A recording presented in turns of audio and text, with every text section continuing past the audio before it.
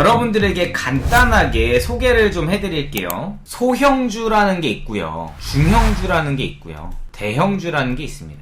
자, 대형주는 우리가 알고 있는 뭐 삼성전자 같은 거죠. 근데 대부분 소형주와 중형주의 구분을 잘 못하시더라고. 그래서 이 소형주와 중형주, 대형주의 특징들에 대해서 여러분들 설명드리고 이 세 가지를 나누는 것부터 먼저 시작을 좀 하도록 하겠습니다. 자, 일단 소형주부터 시작을 하게 되면요, 소형주의 가장 큰 특징은 뭘까요? 뭐 여러분들 개잡주라고 하시는 분들도 있겠죠. 하지만 우리는 이제 차트에 나오는 캔들들을 이용해서 이 얘기를 해야 되니까 중요한 건 그게 아니라, 가장 소형주의 특징은 매집봉이 확실히 보인답니다. 그 시총들은 내려놓고 이야기하는 거예요. 차트들의 모습만을 가지고 이야기하는 겁니다. 중형주의 특징은 뭘까요? 얘네들은 매집봉이 아니라 매집 파동이 만들어져요. 예를 들면 얘네들이 하나의 이런 쫑 쏘고서는 나오는 이런 매집봉이 그려져 있다면, 얘네들은 하나의 이렇게 만들면서 매집산을 만들게 되죠. 그래서 매집 파동이 하나가 나타나요. 그래서 매집을 하는 형식에 있어서 소형주는 매집봉을 굉장히 많이 쓰고 중형주는 파동을 많이 사용한다는 거죠.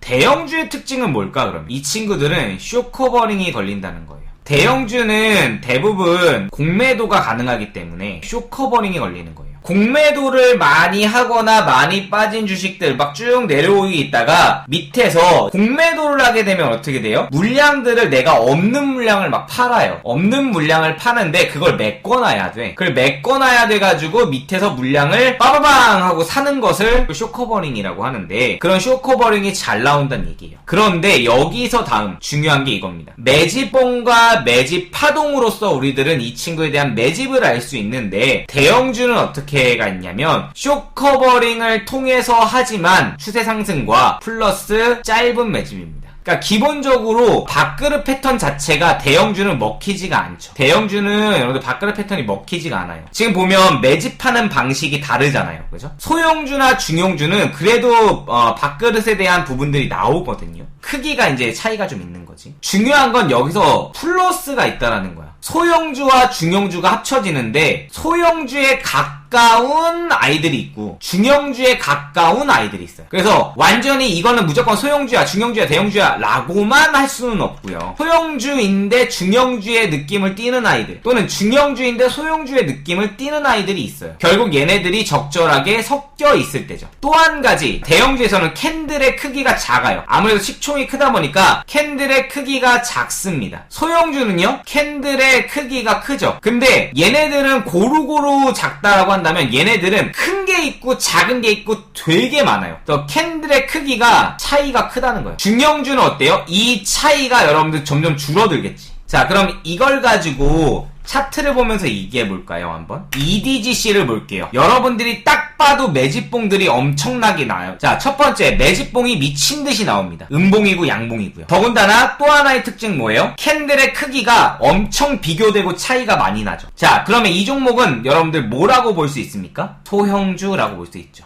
하지만 여기는 코스닥 중형주로 나오고 있습니다. 여기에 나오는 건 중형주지만 얘 실제로 소형주의 움직임을 가지고 있다라는 겁니다. 이게 소형주란 얘기가 아니라 소형주의 움직임을 가지고 있다. 오스템 임플란트라는 걸 봅시다. 자, 이 종목은 예전부터 보면 매집봉들이 많이 발생을 합니다. 매집봉들이 많이 발생을 하지만 그 매집봉의 빈도수가 크지 않죠. 아까랑 되게 다르죠. 그리고 캔들의 크기들이 같이 섞여 있는 느낌이죠. 그럼 얘는 중형주에 가까운 모습을 띠고 있는 거예요. 근데 코스닥에서는 여러분 대형주로 표시가 되어 있습니다. 실제로 대형주들은 이런 밑꼬리라던가 이런 윗꼬리들이 그렇게 심하지 않아요. 카카오를 보시게 되면 옛날부터 이제 있었지만 얘네들은 꼬리들이 계속해서 생기긴 하죠. 캔들의 크기에 대한 차이도 많지는 않습니다. 하지만 여기 때만 돼도 여러분들 이건 중형주의 모습이에요. 중형주에서도 매집봉은 계속 나오거든요. 근데 나중에 이제 얘네들이 커지기 시작하면요, 매집봉이 거의 없어집니다. 지금 여기서도 매집봉 이거 하나, 요 정도 한두 개 정도? 그러니까 시총이 올라가면서 뭐 한 거다? 대형주 쪽으로 넘어간 거. 현재 이 친구는 대형주. 그래서 과거에는 중형주였던 애들이 대형주로 현재 변해 있다. 대형 솔루텍.